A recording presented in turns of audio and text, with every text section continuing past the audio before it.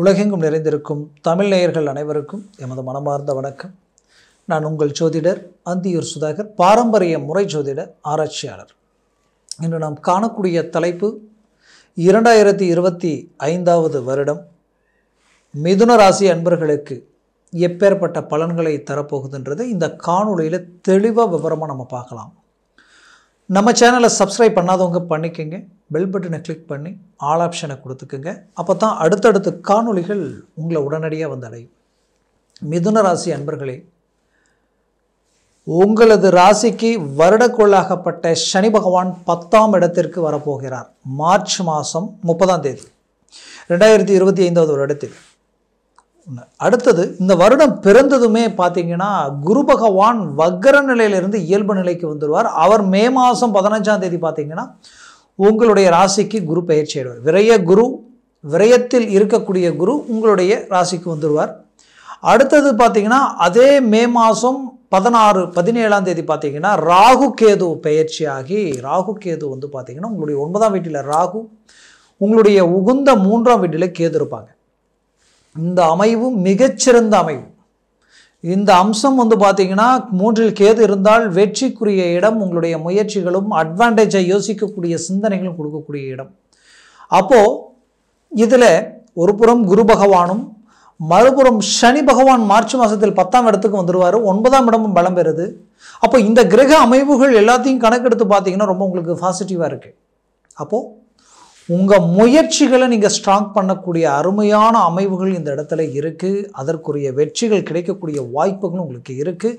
ஏன்னா மிதுன ராசி அன்பர்கள் பார்த்தீங்கன்னா கடந்த காலகட்டங்களில் 2025 4வது வருடம், அதாவது 2024வது வருடம் மாபெரும் வாய்ப்புகள் உங்களுடைய சுய முயற்சிகளையும் உங்களுடைய ஹார்ட் ஒர்க் கடின உழைப்பாலையும் சில நல்ல விஷயங்களை அடையக்கூடிய அருமையான வாய்ப்புகளை உருவாக்குனீங்க.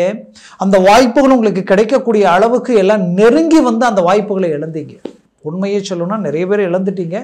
இன்னும் சிலருக்கு இப்போ அப்போன்ட்டு அப்படியே இன்னைக்கு நாளைக்குன்னு இழுத்துக்கிட்டே போயிட்டு இருக்கு. இந்த ப்ராஜெக்ட் கரெக்டாக முடிஞ்சதுன்னா உங்கள் லைஃப்பில் டோட்டல் கிளாரிட்டி உங்களுக்கு கிடைச்சிடும். பெரிய லெவலில் நிம்மதி, சந்தோஷம், வளர்ச்சி, முன்னேற்றங்கள் கிடைக்கக்கூடிய அளவுக்கு நல்ல நல்ல ஆப்பர்ச்சுனிட்டிஸை அடையக்கூடிய அருமையான அமைவுகள் இருந்தும் இன்னைக்கு வரைக்கும் அதை வந்து ஒரு நல்ல ஒரு கிரிப் இல்லாமல் போயிட்டுருக்கிறதுக்கு காரணம், ஒரு புறம் சனி பகவான் கடந்த வருடத்தில் வக்கர நிலைக்கு ஆளாயிட்டார். குரு பகவான் வக்கர நிலையில் இருந்தார். அது மட்டும் இல்லாமல் மிதுன ராசி அன்பர்களுக்கு 12இல் குரு விரய குருவாக இருந்தால் எப்படி இருக்கும்? விரய செலவுகள், எவ்வளோ பணம் வாங்கினாலும் கடன் தான் ஆகுதே தவிர 10 ரூபா மிச்சம் வச்சு அடுத்த கட்டத்துக்கு போக முடியல. நாளுக்கு நாள் மன அழுத்தங்கள் உருவாகுது.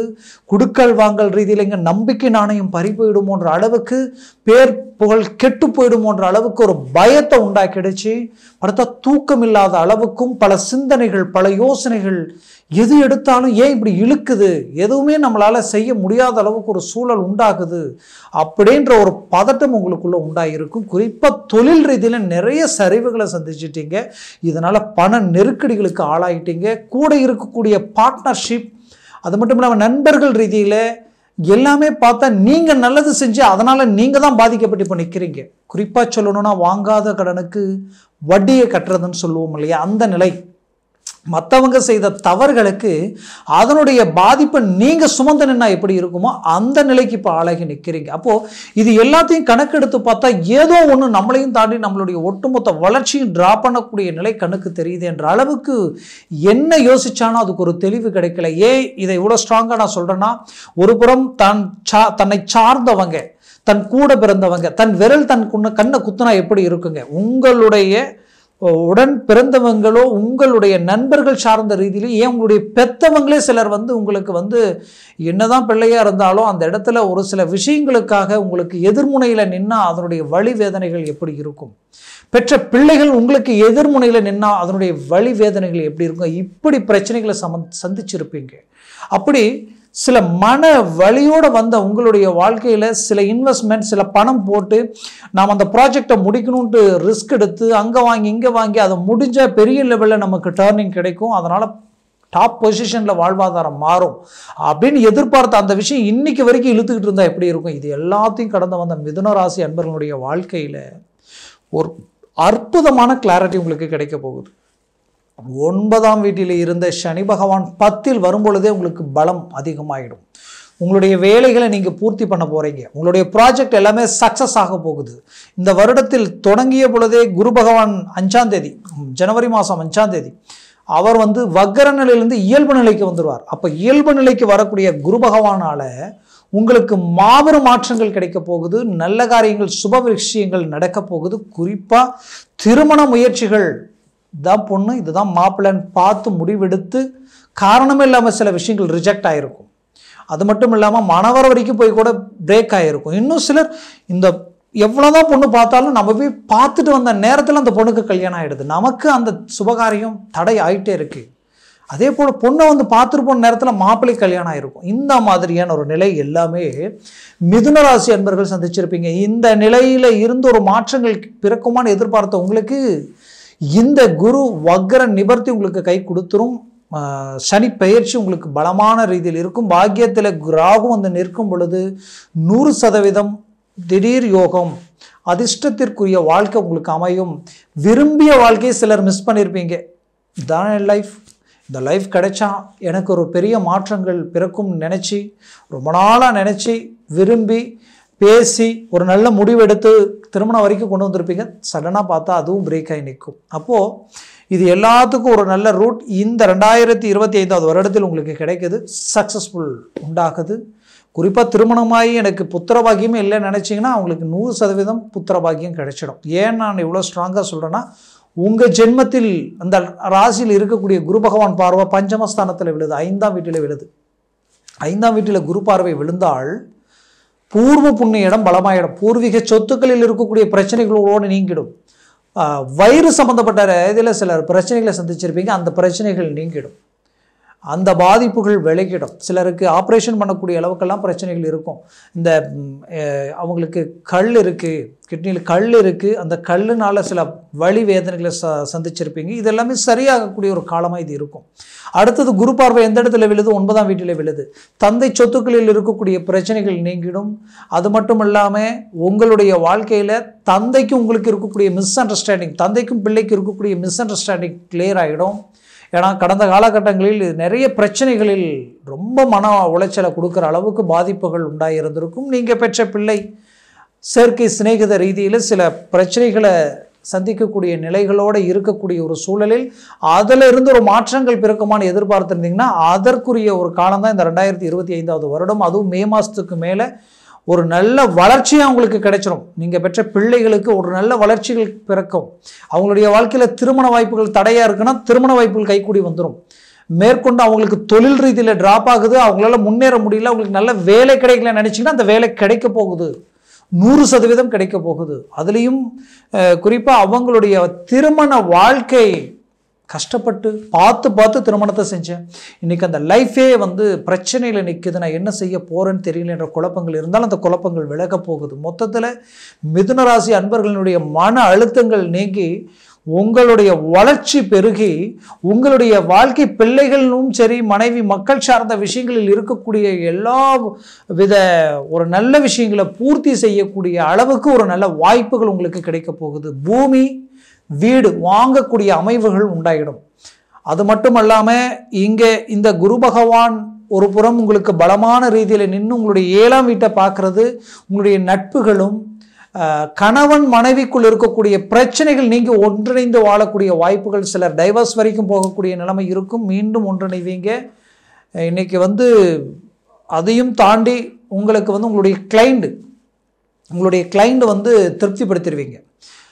ஏன்னா உங்களுடைய வாடிக்கையாளரை திருப்திப்படுத்திடுவீங்க. தொழிலை அடுத்துக்கடுத்து கொண்டு போயிடுவீங்க. வேலையில் நல்ல மாற்றங்கள் பிறக்கும். வேலையில் ப்ரொமோஷன் கிடைக்கக்கூடிய வாய்ப்புகள் உருவாயிடும். ப்ரொமோஷன் கிடைக்கிறது மட்டும் இல்லைங்க, நீங்கள் செய்கிற வேலையில் சில பிரச்சனைகள் இருக்கும், அந்த பிரச்சனைகள் கூட இந்த காலகட்டங்கள் சரியாகிடும்.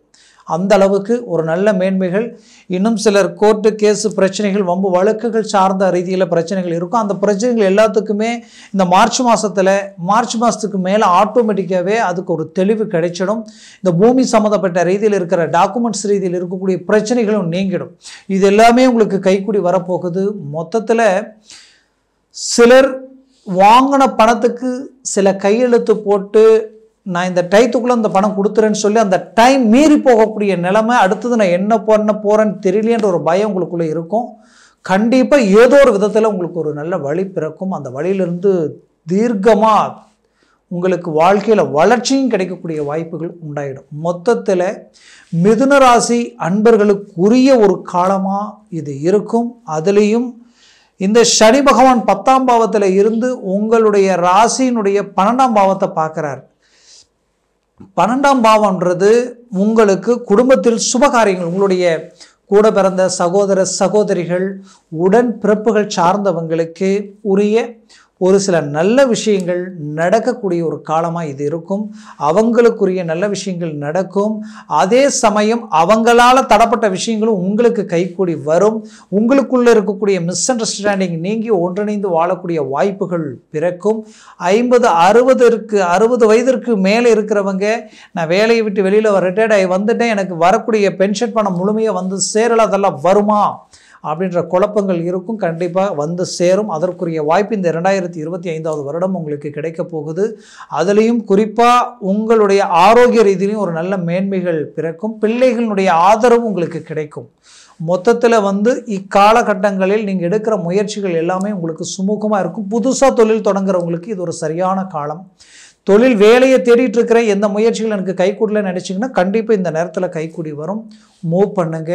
100% சக்ஸஸ்ஃபுல்லான ஒரு வாய்ப்புகள் உங்களுக்கு கிடைக்க போகுது. வெளிநாடு முயற்சிகள், நான் எடுத்த முயற்சிகள் எனக்கு தடை ஆகிட்டே இருக்குங்கன்னு நினச்சிங்கன்னா கண்டிப்பாக இந்த 2025ஆவது வருடம் அது உங்களுக்கு கைக்கூடி வரப்போகுது.